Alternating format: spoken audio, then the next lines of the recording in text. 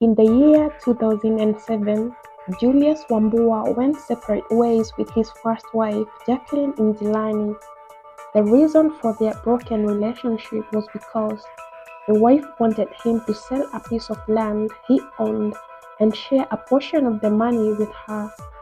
Wambua finally agreed to sell the land, which he sold at 150,000 Kenyan shillings. He shared the money with his ex-wife in half. He gave her 75,000 Kenyan shillings and kept his share of 75,000 Kenyan shillings. That marked the beginning of his doom.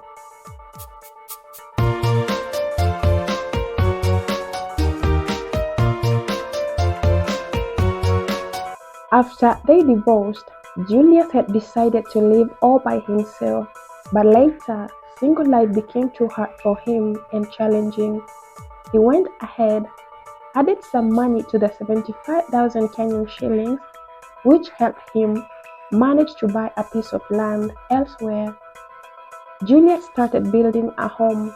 He had made plans of marrying another woman, which he finally did.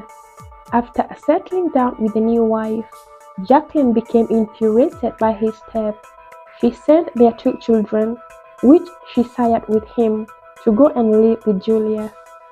Julius requested his second wife to kindly understand and allow them to live with her, since after all, they were Julius's biological children. He convinced his new wife, making her understand that he had never gotten into a fight with his children, and so he had no choice but to take them in. The wife finally agreed to Julius's request, and she started to raise them wholeheartedly. Julius immediately took the two children to school.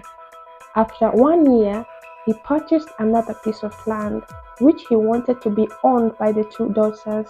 Julius ensured that he maintained a healthy relationship with his ex-wife. She constantly contacted him in the request to speak to their two daughters. On one holiday, immediately after schools had closed down, Jacqueline requested for her two children to go visit her in Nairobi, where she was living at the meantime. She had said that she wanted to spend some time with them and had plans of buying them new uniforms as schools reopened. Julius heeded and allowed the two girls to go to Nairobi, but on one condition, that the two girls would not take long in Nairobi, since they were supposed to come and attend a tuition during the holiday. Julius had already paid the tuition fee. After the kids left for Nairobi, Julius was met by one of his darkest days in life. On April 28, 2011, he was at the market shopping for some groceries when someone patted his shoulder from behind. He turned around and immediately a police officer dressed in civilian confronted him. Upon asking what was the matter, Julius was informed that the officer had been hunting him down. Being surprised, Julius asked the officer what his crime was. He got no answers immediately. He was arrested. Upon getting to the station, he was being charged with a sexual abuse case. His own daughter, together with her mother, had reported that he had been intimately using his own daughter. Julius met the greatest shock of his lifetime. He was taken to court immediately, and as the daughter testified against him, her face remained facing the ground. She completely avoided any form of eye contact with her father. Before the case could be proceeded further, Julius had requested for a medical examination that would really determine and prove whether or not he had been abusing his own daughter.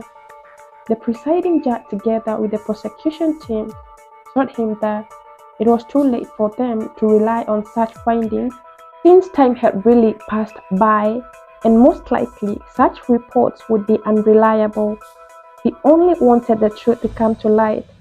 The judge had even tried to discourage Julius, informing him that procedures as such were too expensive for him to afford.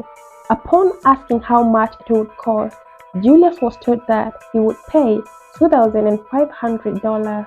He was ready to pay the money, but that did not give him the chance either. Finally, the father was declared guilty by the court and was to face a life sentence in jail. He had been in prison for 9 years.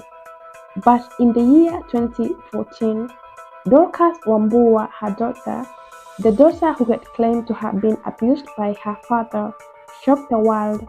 Guilt had been eating her alive, and so she came out publicly after visiting her dad in prison, confessing that her father had been innocent all this time. He never abused her. The young lady stated that her mother is the one that had coerced her to make such allegations against her father. Chenye kilikufanya ukuje huku ni wakati mwenye uliachana na mama yetu. Sasa mama alisafiri akatuacha. After kutuacha, after ule bibi mwenye ulioa mama hakumtaka kwa ajili alidhani ile mali alikuwa nayo atarithi. So mpa mwenye alitengeneza ndio ilifanya ukuje jela wapate kuuza ile shamba na arithi ile mali. The young woman, Miss Dorcas Wambua, revealed that she had been coached by her mother, Jacqueline Nzilani, to frame him. Mama aliniambia niseme, ulinishika.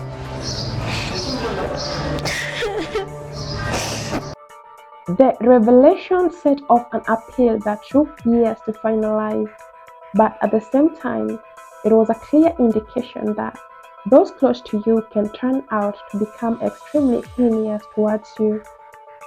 According to Dorcas, her mother's intention was to have Julius locked up in Shimo Latewa, a highly secured prison in Kenya, the division where most notorious criminals are locked forever. The daughter also confesses that Jacqueline never appreciated the fact that Julius married another wife. After kutuacha, after ule bibi mwenye ulioa mama hakumtaka kwa ajili alidhani ile mali alikuwa nayo atarithi.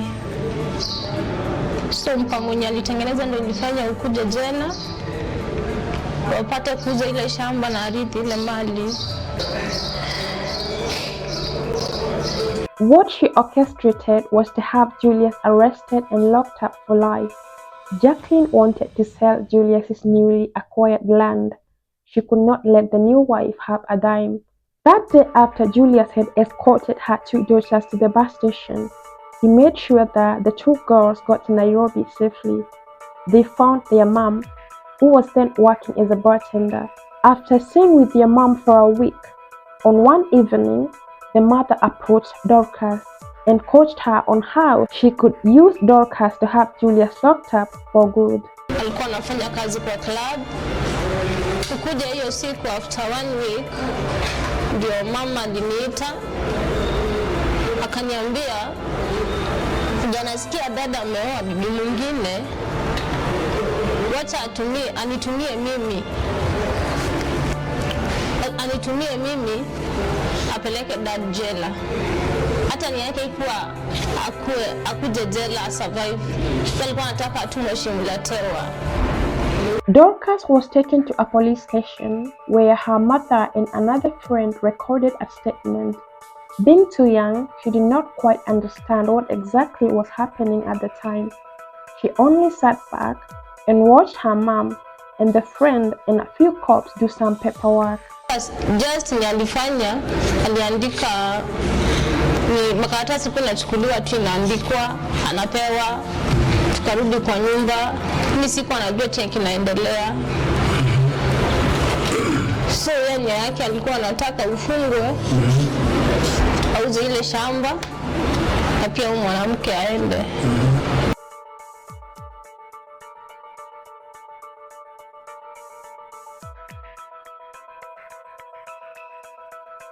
Miss Dorcas was being threatened at the time, being cautioned on what to say in court, because if not, she would be jailed instead. Being naive and innocent, she fell for the threat. Kikosa kusema hivyo mimi ndo nitafungwa, sikujua lolote. Sikujua kama ilikuwa baya mimi. Lakini saa hii najirudia mimi mwenyewe, nimesumbuka huko nje. nimepitia mengi sana. She confessed to have gone through too much pain and rejection after the incident. She begged for forgiveness. Her mom, together with the other siblings, dejected her and she started feeling neglected, like an orphan though her mother and father were still alive. Miss Dorcas finally decided to save herself from the plight. Confession was her only option. Naomba unisamehe.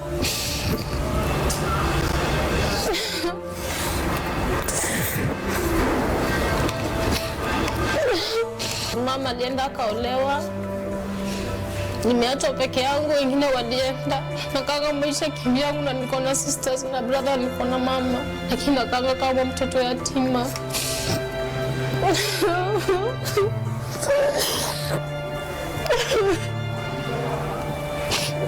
After such confession by Miss Dorcas, the law decided that Julius has to go through a retrial. But after further review, the retrial was terminated by the Kitimani court.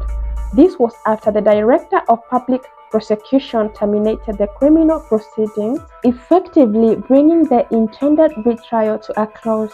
However, this did not entirely exonerate Julius, as the Director of Public Prosecution had previously indicated. Julius was to appeal to the High Court, but the decision saw Mr. Julius Wambua walk out of Committee Maximum Prison. However, after some time, the charges were terminated under the Section 25 of the Public Prosecution Act. Kulingana na ile maisha nimeishi kutoka mwaka huo mpaka siku ya leo, naweza sema ya kwamba siku ya leo ni siku yangu ya kusaliwa, ama niseme siku yangu ya leo ni siku ya kufufuka. Maana kulingana na ile changamoto nimepatana nazo nikiwa nimetumikia kifungo ya maisha, nikiwa nimestakiwa bila kujua nimekosa nini, lakini nashukuru Mungu kwa sababu amenilinda mpaka siku ya leo. The ruling was passed by the senior resident magistrate at Kitimani Law Court, Miss Eva Wambogo. Julius could only celebrate the decision. He crossed his fingers that eventually he emerged triumphant. Yeyote alihusika kuprame kesi hiyo ndiposa awe njia yangu ya kupitia niingie korokoroni. Mimi hawa watu wote nimeshawasamehe, kutoka mbindi yangu toka Simwende na sasi ya Mukuru na wale wengine. He confessed to have been carrying the burden of such accusation for so long. He was thankful that now he was going through a relief he had long been yearning for. Julius appreciated the gift of freedom, which was definitely going to enable him to settle down again.